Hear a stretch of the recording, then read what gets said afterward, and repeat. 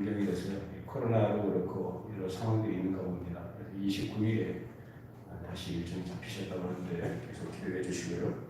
수련담의 순서를 위해서, 태어나기 위해서 계속 기도해 주시기를 바랍니다.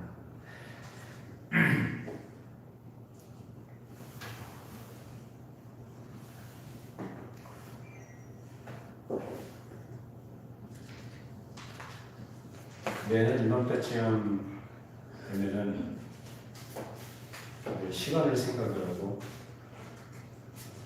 우리의 삶을 좀 더 진지하게 돌아보는 그런 일들이 있습니다. 한 해 한 해 이렇게 가는 걸 보면 그냥 간다고 생각되지만 저는 그렇게 생각을 해봤습니다. 보통 성부영신 예배들을 많이 하잖아요. 성부영신 예배하면 한 해를 돌아보면서 우리가 늘 해왔던 그 레퍼토리가 있습니다. 돌아보고 회개하고 다시금 새로운 각오와 또 소원을 갖게 되는 이런 일들이 있죠. 그래서 저는 그 한 해 한 해 이렇게 밖에 나가는 것이 한 해를 보내고 한 해를 맞이하는 이런 것들이 정말 하나님의 은혜가 아닌가 이런 생각을 해봐요. 어떤 차원에서냐, 하나님께서 우리에게 기회를 주시는구나. 한 해 살았죠? 한 해 살았습니다. 근데 여러분 돌아보시면 정말 잘 살았구나, 정말 후회할 것 없이 온전하게 살았구나라고 하나님 앞에서 얘기할 사람이 있을까요? 아무도 없습니다. 그래서 그런 우리의 결함과 연약함들, 그런 하나님 앞에 참 모자란 것이 많은 우리들인데 하나님께서 살게 해주셨고 또 한 해가 또 지나가고 한 해를 맞이하게 된다는 것은 한번 또 살아봐라, 걱정하지 말고 살아봐라 라고 하나님께서 그렇게 기회를 주신다고 생각해요. 여기에 동의하십니까? 계속 기회를 주신다. 하나님은 어떤 하나님이냐? 좀 이만하면 됐다, 이만하면 됐다, 이제까지 그렇게 살았는데 또 그러냐? 그게 아니고 하나님은 계속해서 우리에게 기회를 주신다. 그러니까 이러한 기회를 계속 주신다는 것에 초점을 둬서 우리의 생활이, 우리의 마음가짐에 우리 하나님 앞에서 가져야 될 태도가 너무 긴장을 풀어서 되겠느냐? 긴장을 풀라는 얘기가 아니라 그 하나님은 어떤 하나님이냐라는 것에 초점을 두고 있습니다. 그래서 오늘 시편 기자는 사실 그런 동일한 우리가 갖고 있는 그런 경험들과 우리가 가지고 있는 고백들, 그 하나님에 대한 그 태도, 그 인식이 여기서 드러납니다. 오늘 보는 말씀 보면은 내가 산을 향하여 눈을 들리라 라고 시작을 해요. 산을 향하여 눈을 든다라는 것은 옛날에 주로 이제 순례자들이 예루살렘을 향해서 나갈 때 멀리서 산을 바라보고 거기서 하나님을 찬송하고 하나님께 도우심을 구하는 간절한 믿음의 고백으로 그렇게 했다고 합니다. 그래서 해질 무렵 저 멀리 산을 바라보면서 예루살렘 성전인 그 산 쪽을 바라보면서 그렇게 하나님의 도우심을 강구하는 그런 마음의 간절한 마음을 담아서 이러한 고백을 했다고 합니다. 당시 이 시를 쓴 시편 기자는 마찬가지로 예루살렘을 향해 오다가 그것을 바라보면서 뭔가를 생각을 했습니다.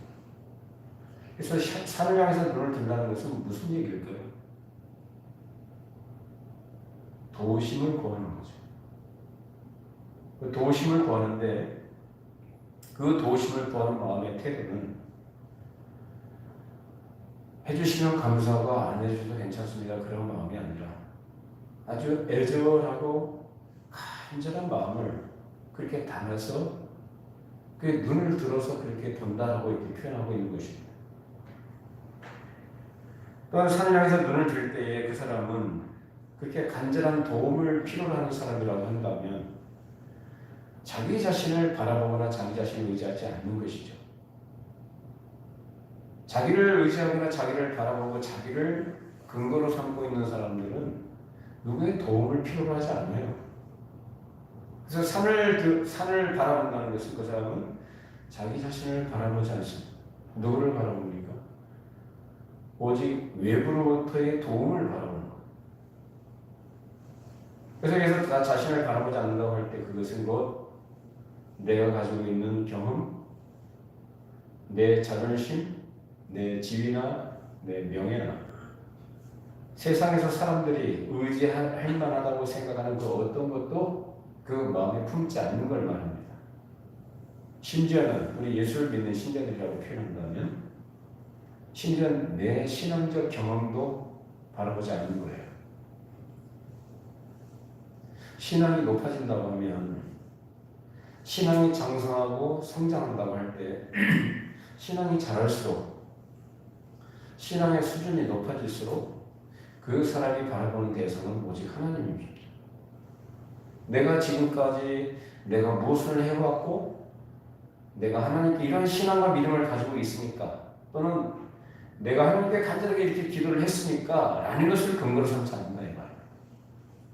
우리가 하나님을 신뢰하고 의지하는 그 기도와 그 태도가 그래서 그것을 생각하지 않는다는 것은 뭐냐? 그것을 부정한다는 것이거나 그것을 나쁘게 본다는 게 아니라 정당한 믿음의 태도에 있어서 바라고 의지하는 대상이 누구냐라는 걸 얘기할 때 자기 자신을 생각하지 않는다는 거죠. 오직 누구만 바라보니 하나님. 그것이 정당한 믿음의 태도다. 보통 얘기들을 하면은 믿음 얘기하고 어떤 기도 얘기하면 믿음이 아주 약하거나 아주 어린아이 수준에 있는 분들의 경우에는 아마 그런 의식들이 있을 수 있죠. 그게 나쁘다는 게 아닙니다.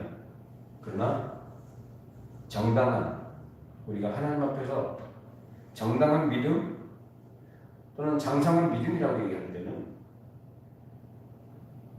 그래서 믿음이 장성할수록 그 사람은 자기 자신의 어떠함을 생각하거나 자기 안에 있던 어떤 근거의 중심을 두지 않는다. 오히려 자기 자신이 얼마나 연약한 자인지 얼마나 결함이 많은 자인지를 깊이 생각하면서 그러한 자기 자신에게 도움을 주실 수 있는 분, 그러한 자기 자신을 지키시고 인도하실 분은 오직 하나님밖에 없다. 이런 고백을 하게 된다는 것입니다. 그래서 내가 산을 향하여 눈을 들리라 라는 이 표현 속에는 그러한 하나님을 의존하는 신자의 진지한 고백이 여기 담겨져 있는 것이죠. 어떤 사람은 믿음을 얘기하면서도 어떤 어려운 가운데 있을 때 예를 들어서 어떤 경제적인 문제에 있어서나 어떤 돈이 필요할 때 돈이 어떻게 해서 생길까? 어디서 돈이 나올 것인가를 먼저 생각합니다.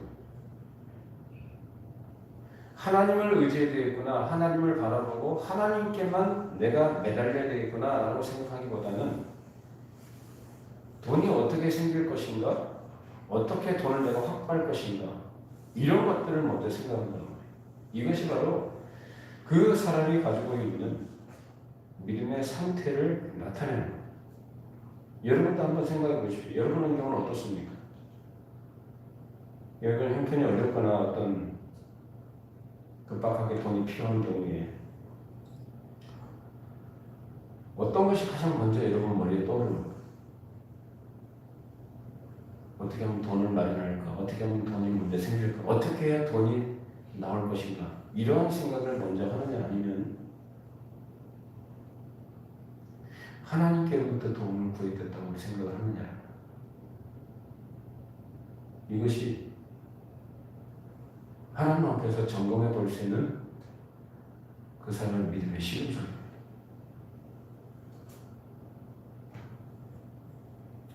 시편 기자는 말합니다. 1절에 내가 산을 향하여 눈을 들리라.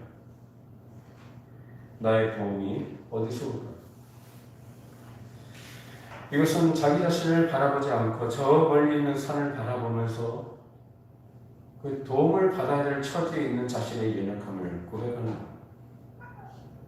그래서 여기서 얘기하는 이 산이라는 것은 예루살렘 산, 시온산을 얘기하는데 이스라엘 백성들에게 있어서 이 시온산이라고 하는 것은 바로 여호와께서 통치하시는 좌수라고 하는 생각을 갖고 있습니다. 따라서 내가 산을 향하여 눈을 들리라고 할 때 그것은 누구를 바라보는 것이냐? 바로 하나님을 바라보는 것입니다. 그리고 나의 도움은 천지를 지으신 여호와에게서로다 라고 뒤에서 고백을 합니다. 내 도움이 여호와께로부터 온다. 이것은 내가 내 힘으로 하다가 모자라니까 도움을 필요로 한다는 것이 아니라 절대적 의존의 태도를 여기서 나타내는 것입니다. 그래서 자기 자신의 무능함과 연약함을 깊이 인식한 사람이 절박한 마음을 가지고 도우심을 구하는 것입니다. 그래서 성경이 우리에게 가르쳐 주신 것은 늘 이것입니다. 여러분 계시록부터 창세기부터 계시록까지 좀 보십시오. 뭘 가르치느냐? 하나님만이 우리의 모든 것 되신다는 걸 가르칩니다. 예수 믿는 사람들에게, 그래서 하나님을 아버지라 부르는 그의 백성들에게 하나님께서 원하시는 것은 다른 게 아닙니다. 다른 건 의지하거나 다른 것을 바라보지 말고 누구만 바라봐라? 오직 하나님만 바라봐라. 오직 하나님만 의지해라. 오직 하나님만 믿고 따라라. 여러분 모두에게 그런 은혜가 있기를 바랍니다. 근데 많은 사람들이 그 하나님을 바라보고 의지하기보다는 스스로 부유한 것 같아요. 그리고 나이가 한 40대, 50대 넘어가신 분들, 젊은 분들 가운데도 그런 분들이 적지 않겠습니다만, 그래도 우리가 어떤 문제가 있거나 어려움이 있으면은 이런 생각을 합니다. 무슨 생각을 하냐면, 내가 하나님 앞에서 어떤 자세를 가져야 될까라는 것을 생각하는 경향이 많거든요. 내가 하나님 앞에서 무슨 잘못을 했는가? 하나님께서 왜 나를 이렇게 다루시는가라는 그 초점이 그래서 하나님께로 나가요. 그 시작도 하나님이에요. 그런데 요즘 많은 사람들이 그렇게 생각하지 않는 것 같아요. 그냥 어려우면 그냥 어려운가 보다라고 생각을 해요.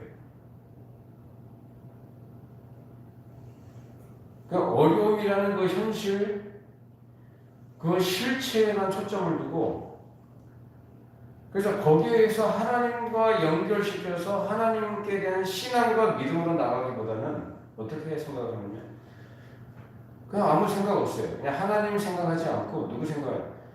자기 생각을 하고 자기 머리에서 나오는 지혜, 세상의 어떤 환경과 방법들을 자꾸 생각해요.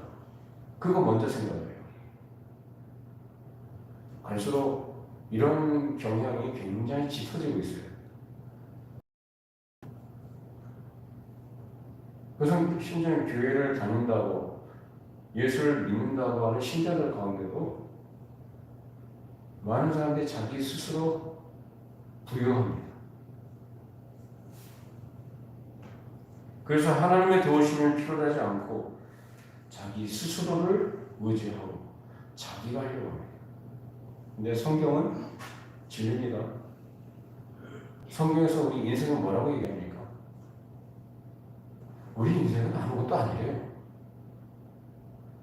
예수 그리스도 안에서 새롭게 된 피조물로서 그런 차원에서 가치 있고 영원한 존재지, 그 외에 인생에 대해서, 인생의 실존, 인생의 실체에 대해서 뭐라고 얘기합니까? 풀과 같은 존재다라고 얘기해요. 자, 시편 103편 15절 16절 말씀 읽어보십시다. 인생은 그날이 풀과 같으며 그 영화가 들의 꽃과 같도다. 그것은 바람이 지나가면 없어지나니 그 있던 자리도 다시 알지 못하느니. 여러분 그렇게 생각하십니까? 정말 인생이 풀과 같다고 여러분 인정하십니까? 그렇잖아요. 사람이 아무리 자기가 훌륭하고 뛰어나다 할지라도 그것은 잠깐 피었다가 시들이는 꽃과 같고 잠깐 있다가 사라지는 바람과 같은 존재들이에요. 그래서 성경 여러 곳에서 우리에게 뭐 안개와 같은 존재다, 먼지뿐이다 이런 표현들을 많이 합니다. 실제로 그렇지 않습니까? 길게 살아가야 정상적으로 길게 살아가야 70년, 80년 살아요. 그 이후에 계속해서 몸은 약해지죠. 여기저기 병이 생기죠. 그런 가운데서 의수를 힘입어서 90세, 100세, 120세까지 산다 한들 그 인생이 영원하진 않지 않습니까? 많은 사람들이 그 잠깐 살다가는 반짝하고 사라져버릴 것 같은 그런 인생을 마치 영원할 것처럼 생각하면서 영원하신 하나님을 바라보고 의지하거나 그분께 맡기는 인생이 아니라 잠깐 사라지는 인생은 자기 자신을 의지하거나 눈에 보여지는 세상에 가는 방법들을 의지하고 그것으로 자기 안녕을 보장받으려고 그렇게 애를 씁니다. 그래서 그런 사람들에 대해서 성경은 뭐라고 얘기하느냐? 어리석다라고 얘기합니다.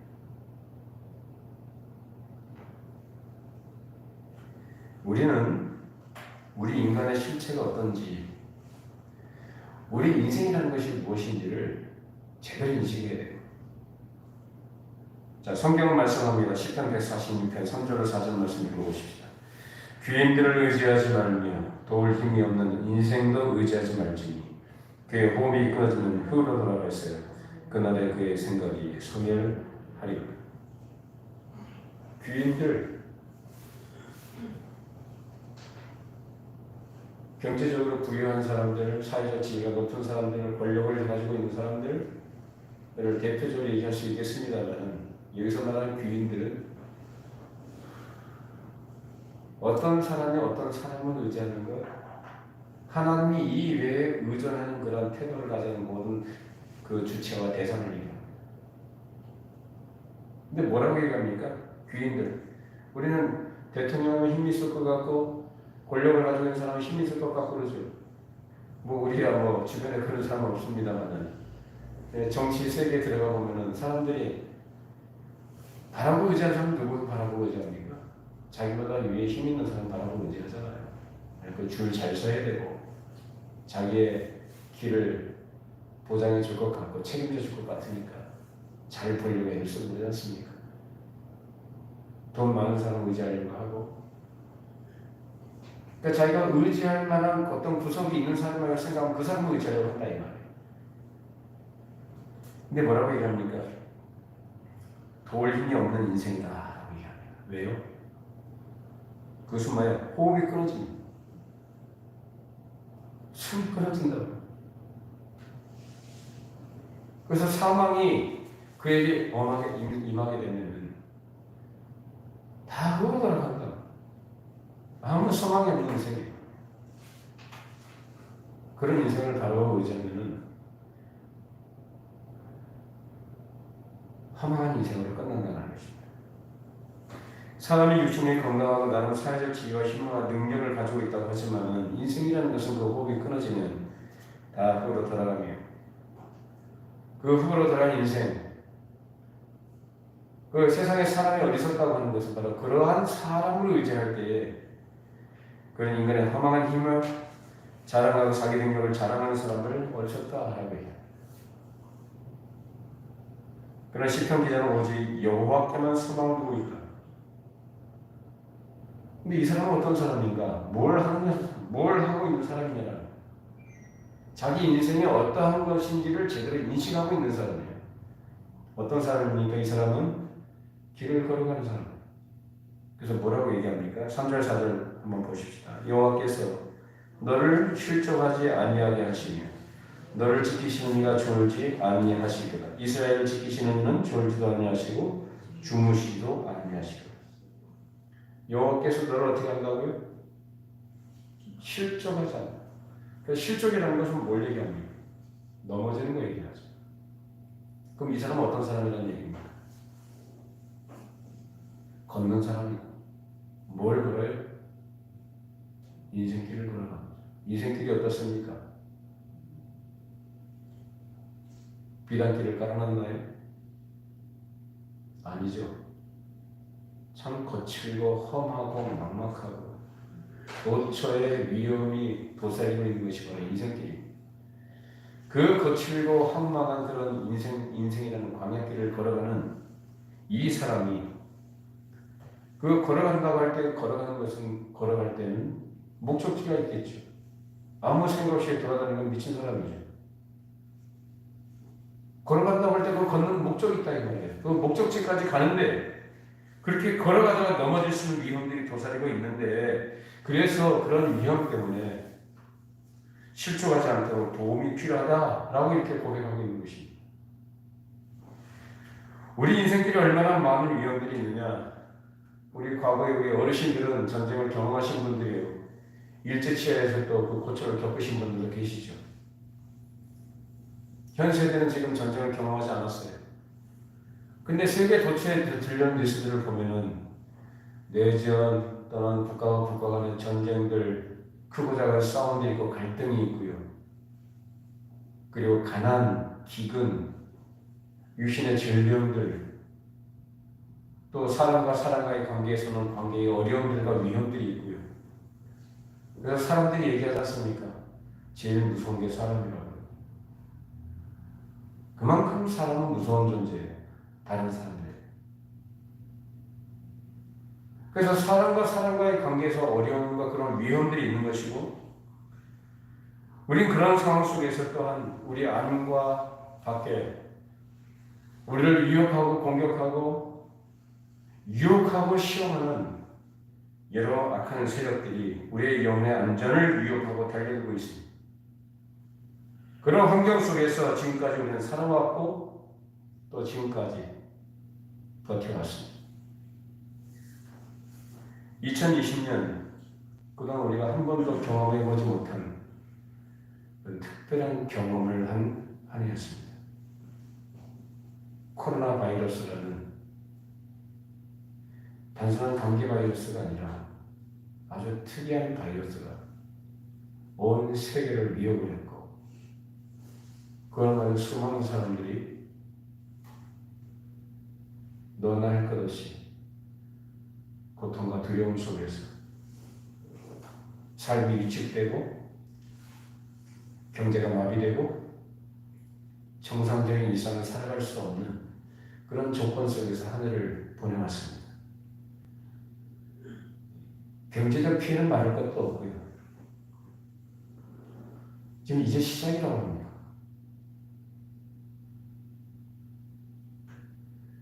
온 나라가, 온 세계가 이런 공포와 두려움 속에서 매일매일 확진자가 얼마나 나왔느니, 몇 사람이 죽었느니, 병상이 있느니 없느니, 그리고 백신과 치료제를 확보하기 이 동분서주하고요. 힘 있는 나라, 앞서간 나라들은 먼저 확보를 해서 자기 국민들에게 먼저 놔주겠다고 하고, 힘없고 돈 없는 나라들은 그거 언제 올지 기약이 없습니다. 미리 지혜롭게 준비한 나라들은 거기에 적절한 이익을 얻는가 하면, 미처 준비하지 못한 나라들은 그냥 먼 나라 이야기로, 바다건너 이야기로 구경만 하고 있는 그러한 처지에 있습니다. 이런 가운데 너나 할 것 없이 계속 경제, 사회적으로 엄청난 피해를 양산했고, 이런 혼란과 어려움 속에서 우리 사회는 또한 정치적으로 두 갈래로 갈라져서 당면에 있는 큰 문제에 대한 심각한 민생과 우리 어려운 현실적인 문제를 해결하기보다는 그것과 버물려가지고 정치적으로 갈등과 분열을 겪는 아픔을 겪게 됐습니다. 그래서 사회적으로뿐만 아니라 교회 내에서도 이런 문제들로 인해서 많은 교회들이 심각한 후유증을 겪기도 했습니다. 이런 쇠한 아픔을 경험하면서 이런 극한 상황 속에서 인간의 이중성과 부패한 죄성의 민낯을 직면하기도 했습니다. 이리 보고 저리 보아도 들려오는 소식들 아무 소망이 없어 보였고, 그런 가운데 여기저기 많은 사람들의 탄식과 절규가 들려옵니다. 그리고 그 많은 사람들 가운데 내가 그 가운데 한 사람씩으로 있을 것입니다. 이런 가운데 던졌던 질문들이 있습니다. 과연 신앙이라는 게 뭐냐? 예수를 믿는다는 게 뭔가? 우리가 겉으로 믿음 얘기했던 그 믿음이라는 것이 우리에게 과연 유익이 있는가?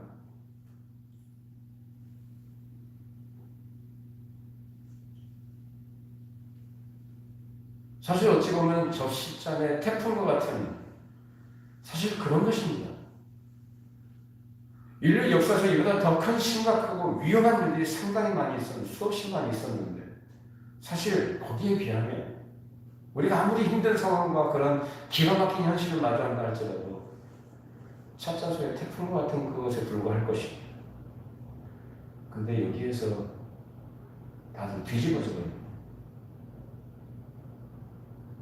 그 속에 있는 민낯이 다 드러나버려요. 예수 믿는다고 하면서 믿음을 얘기하고 하나님을 의지한다고 하면서도 하나님을 사랑한다고 하면서도 하나님을 참되게 경외한다고 하면서도 찻잔소의 태풍과 같은 이러한 상황 속에서마저도 다 드러나버리더란 말이에요.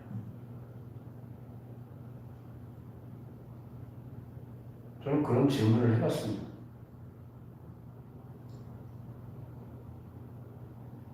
자, 그런데요, 우리와 비슷한 정도의 차이가 있겠지만 이런 인생의 위험들과 극한 상황들 속에서 하나님의 백성들이 내린 결론은, 그래서 하나님이 누구시냐를 바르게 아는 사람들이 내린 결론은 뭐냐? 오직 하나님만이 답이시다라는 것입니다. 이것은 이미 수천 년 전부터 이 땅을 살다가는 하나님의 사람들이 경험했던 일들이었고 그들의 신앙 고백이었습니다. 그것이 아름다운 시구로 표현되어 있습니다. 저 멀리 산을 향하여 눈을 들고 탄식과 간절한 심정으로 나의 도움이 과연 어디서 올까? 내가 산을 향하여 눈을 들랴 나의 도움이 과연 어디서 올 것이냐? 뭐라고 얘기합니까? 뒤이어서 2절에 나의 도움은 천지를 지으신 여호와에게서. 믿으십니까? 하나님만이 답이십니다. 그렇게 큰 소리치고 사람이 생각하고 계획한 대로 의도한 대로 다 될 것 같은 세상을 살던 사람들이 어떻습니까? 다 뒤집어져 버리죠. 곤란과 어지러움 속에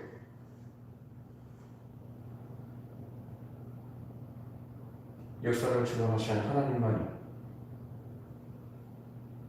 우리 인생의 답인 줄로 믿습니다. 그걸 지금 이 사람은 얘기합니다. 그거는 나를 심각한 위험에 빠지지 않도록 그렇게 실족하지 않도록 하실 뿐만 아니라 나를 지키시되 잠시라도 졸지도 아니하시고 주무시도 아니하시고 지켜주시는 분이심을 잠잠히 고백한 것입니다. 여기서 실족하지 않도록 한다는 것은 단순히 길 가다가 넘어지는 정도의 문제를 얘기하는 게 아닙니다.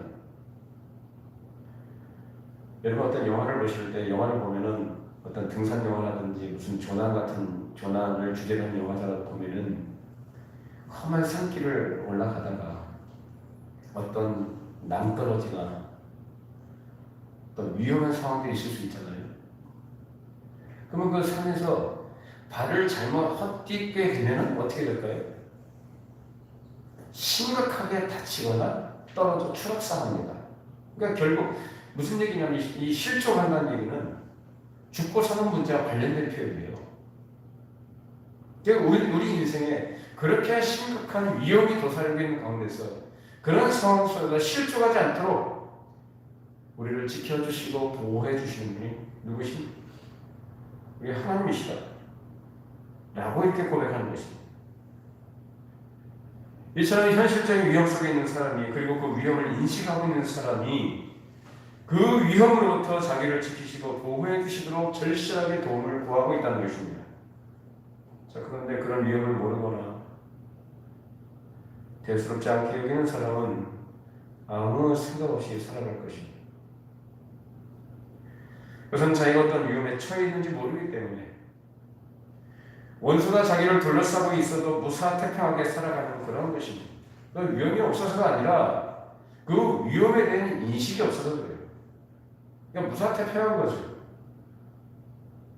지금 거대한 먹구름이 몰려오고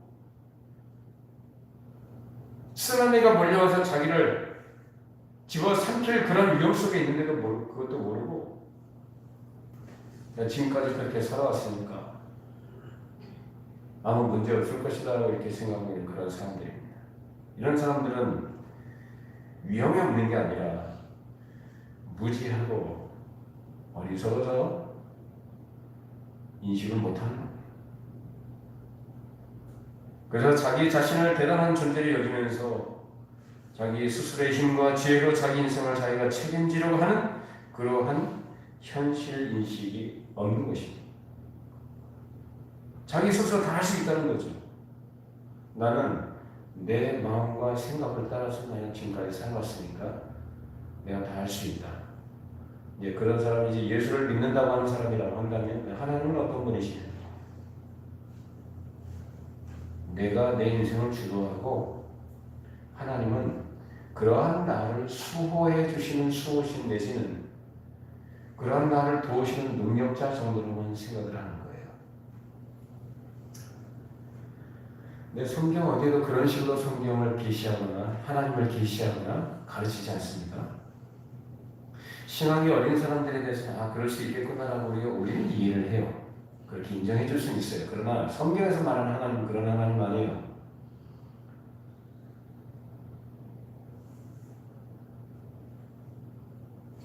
근데 그런 하나님으로 인식을 하고 그런 하나님으로 자기 수호신 정도를 생각으로 하나님을 섬기는 사람은 결국 뭐냐면 다른 게 불신앙이 아니고 그런 것이 불신앙입니다. 기독교 신앙은 그런 거 아닙니다. 그렇기 때문에 그런 사람은 하나님을 찾아도 자기의 유익을 위해서 찾고 자기의 행복을 위해서 하나님을 찾아요.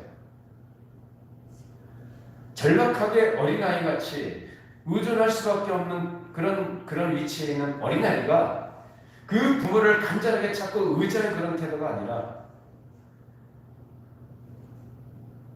자기 스스로 부유한 가운데서 그 부유함을 지켜줄 수 있는 수호식으로 하나님을 찾는다면 그게 뭐냐? 무상입니다. 여러분, 하나님을 바르게 인식하시기 바랍니다. 성경이 가르치는 하나님은 어떤 하나님이냐? 오늘 시편 기자가 이렇게 얘기합니다.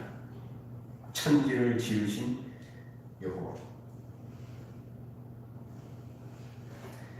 천지를 지으신 여호와, 창조주 여호와를 생각합니다. 그래서 2절에 천지를 지으신 여호와라고 이렇게 표현합니다.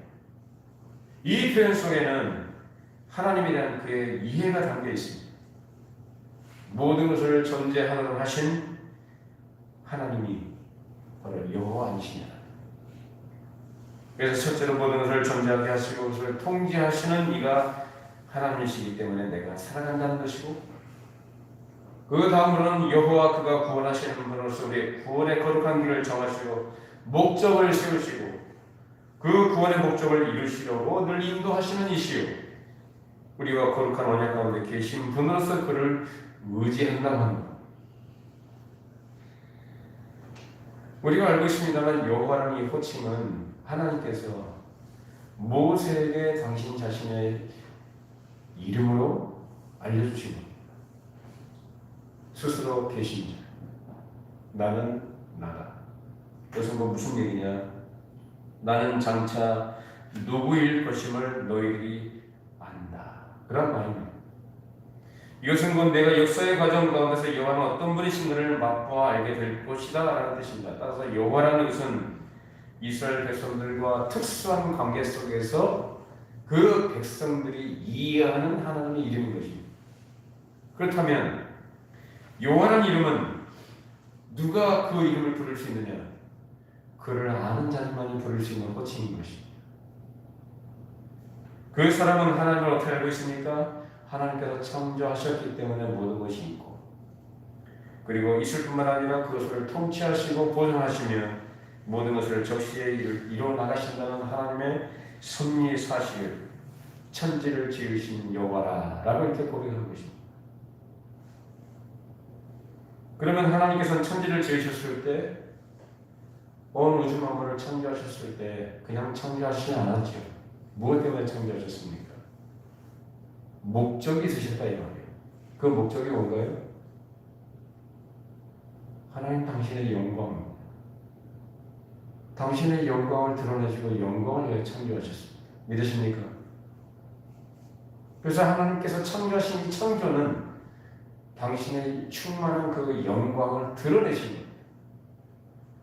그 가운데 하나님께서 당신의 형상을 따라 지으신 존재가 바로 인간이었습니다.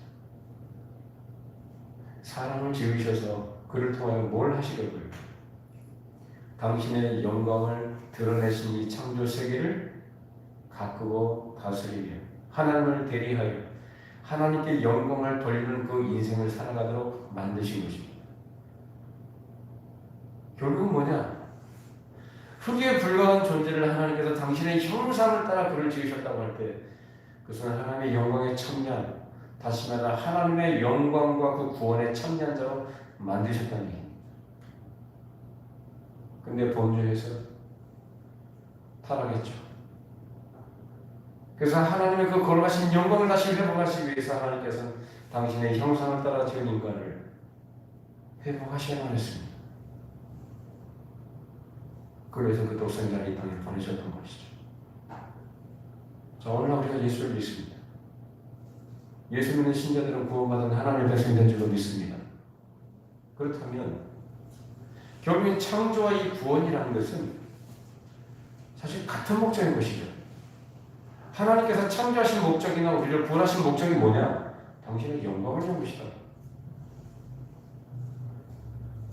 우리의 구원을 위해서 하나님께서 이루신 일을, 그 구원의 목적을 이루시고 구원의 완성을 위해서 나와 약속하신 대로 그 언약을 조금 더 틀림없이 항상 이루어 나가시는 하나님이심을 우리는 믿어야 할 것입니다. 그러니까 우리 인생은 실패하지 않는다. 우리 인생은 허망하지 않습니다. 우리 인생은 버림받지 않습니다. 왜요?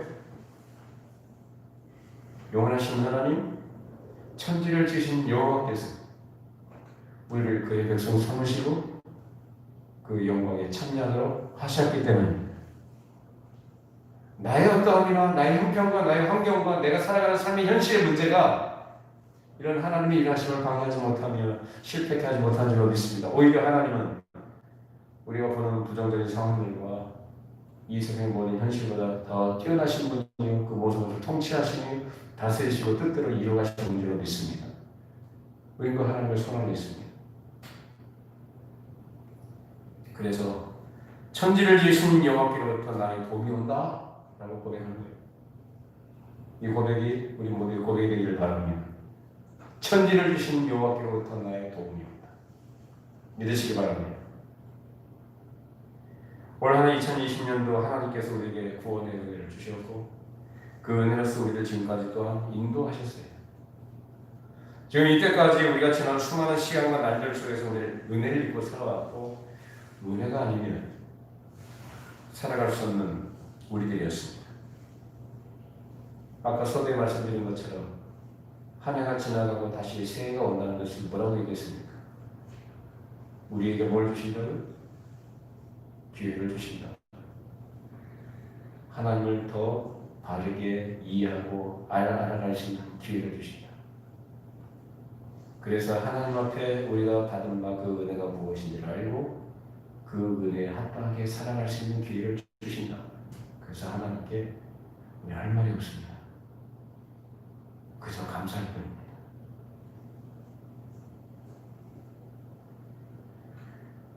하나님께서 그렇게 은혜로 우리를 부르시고 은혜 가운데 인도하신 그런 가운데 한 해, 두 해 계속 이어져 왔던 우리의 삶의 시간들 속에서 하나님께서는 한 번도 우리를 실망시키지 않으셨어요. 근데 우리는 하나님을 얼마나 많이 실망시켜야 되나요?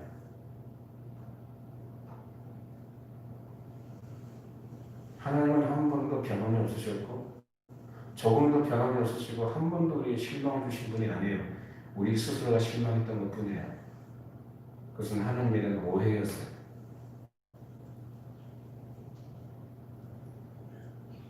하나님께서는 그렇게 우리에게 은혜를 주셨는데 우린 것을 충분하게 감당하지 못하고 마땅히 나에게 있어야 될 것을 가지도 못했고 오히려 주신 그 은혜를 낭비하면서 하나님께서 우리에게 하시는 일에 대해서는 막상 제대로 일을 못한 적이 많았습니다. 그래서 그것을 은혜를 제대로 받지 못하고 헛되이 받았다라고 얘기하시는 것. 그렇게 은혜를 헛되이 받게 되면 하나님께서 주신 그 은혜에 합당한 열매를 내라고 할 때에 그 열매가 맺어지지가 않겠죠. 그 열매가 없는 거예요. 그렇기 때문에 우리는 여기서 열매를 못 냈으니까 우리는 안 되겠구나가 아니고, 그래서 이 시편 기자의 고백이 우리의 고백이 믿음의 고백이 되어야 되는 것입니다. 내가 산을 향하여 눈을 들리라. 나의 도움이 어디서 올까? 이 도움을 필요하는, 도움을 절박하게 호소하는 이 사람은 어떤 사람이라고요? 자기 인식이 있는 사람이에요. 내가 그렇게 미약하고 연약하며 결핍투성이라는 것을 아는 사람이에요. 은혜를 주셨어도 그 은혜에 합당하게 살아가지 못하는, 그 은혜로 합당하게 하나님 앞에 드려야 될 마땅한 열매를 제대로 드리지 못하는 그런 나약함들과 연약함이 있는 존재라는 것을 아는 거죠. 그래서 뭐라고요? 어디를 향해서 눈을 들어요? 산을 향하여 눈을 들어요. 여러분, 산을 향하여 눈을 뜨시기 바랍니다. 어떤 마음으로 그러한 나의 도움이 어디서 올까? 뒤에서 하는 고백이 천지를 지으신 여호와에게서다. 믿으시기 바랍니다. 하나님께서 우리를 구원하셨습니다. 구원하셨을 뿐만 아니라 그 구원의 목적을 이루시기 위해 우리에게 속에서 은혜를 주시며 기회를 주시는 사실을 믿으시길 바랍니다. 우리 지금까지 살아온 것, 우리가 늘 그렇게 쉽게 하는 그 고백으로 그 고백하지 마시고 한번 진지하게 생각을 해보십시오. 내가 오늘 이 말씀에 딱 합당한 그런 사람이 아닌가? 이 시편 기자가 고백했던 그 고백이 내 고백이 아닌가라는 것을 한번 깊이 생각해 보세요.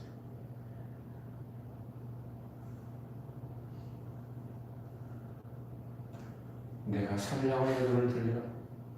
나의 도움은 오직 천지를 지으신 여호와에게서다. 그것만이 나의 의지의 대상이며 내가 매달려야 될 대상이며 나의 유일한 소망이며 나의 힘과 능력이 되신 분입니다. 그래서 그분만이 우리를 이 땅에 보내신 목적을 따라 살아가도록 항상 보호하시고 지켜주신다는 것입니다. 여기 우리 안녕과 평안이 보장되는 것입니다. 누가복음 12장 6절로 7절 말씀을 읽어보시죠. 참새 5마리가 두 아사리온에 팔리는 것이 아니냐. 그러나 하나님 앞에는 그 하나도 잊어버리는 바 되지 아니하느니라. 너희에게는 심지어 머리털까지도 다 세신 바 되었나니 두려워하지 말라. 너희는 많은 참새보다 더 귀하니라. 하나님께서 우리가 어떻게 보신다고 해요? 머리털까지 다 세셨대요. 이게 무슨 말입니까? 머리털까지 다 세시다는 것은 그만큼 세밀하게 우리를 다 아신다. 속속들이 우리를 다 아시며 세밀하게 우리를 살펴주신다는 의미가 들어있는 것이죠. 하나님이 여러분의 마음을, 여러분의 형편을, 여러분의 상태를, 영혼의 앞날을 다 알고 계신 줄로 믿습니다. 속속들이 다 아신다. 또 한편으로는요, 우리가 생각할 때 이 머리털 하나 빠지는 것, 이 머리털이라는 것은 어떻게 보면 사실 우리가 그렇게 심각하게 생각할 만한 그러한 것들은 아니죠. 무심하게 지나쳐 버릴 수 있는 것이고, 별 생각 없이 그냥 빠지면 빠지는 것보다 생각하겠지만, 근데 하나님께서 어떻게 하시느냐? 우리가 무심코 지나가는 것들, 별로 가치 없게 여기는 그런 것들마저도 하나님께서 어떻게 보신다고요?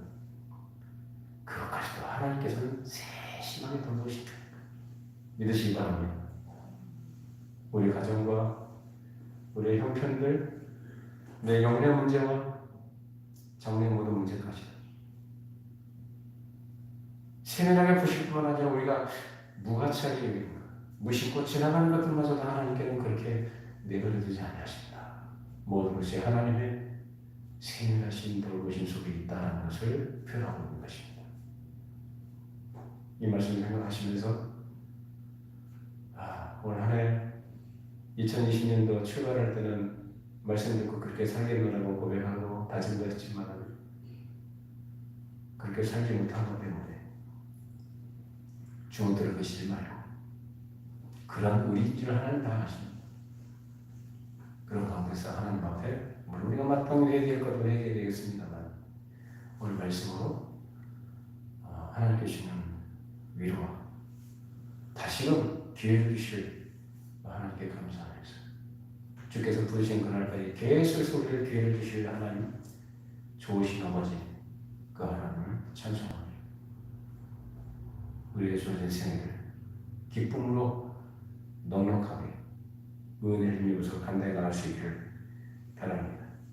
그리고 이 모든 것들은 하나님께서 그냥 한없이 그냥 은혜를 주시는 데 목적이 있는 게 아니라 그 은혜의 목적이 있다는 것도 기억해야 할 것입니다. 내 마음대로 살도록 내가 원하는 대로 삶을 이어가도록 하나님께서 계속 기회를 주시는 게 아니라 어떤 사람으로 천지를 지으신 여호와를 아는 사람, 그 자녀된 관계 속에서 하나님의 자녀답게 살아가도록 하시기 위해서 하나님께서 주시는 것임을 기억하셔서 그 하나님께 기쁨을 드리는 우리의 복된 생애가 되시기를 바랍니다. 기도하시겠습니다. 돌아가신 하나님 아버지, 2020년도 하나님께서 우리에게 풍성한 은혜를 주셔서 하나님의 걸어가신 존재 앞에 살게 해주시고 오늘 2020년 마지막 주일인 이 시간까지도 우리를 보존해 주신 것을 믿고 감사를 드립니다. 내가 산을 향하여 눈을 들리라. 나의 도움이 어디서 올까? 천지를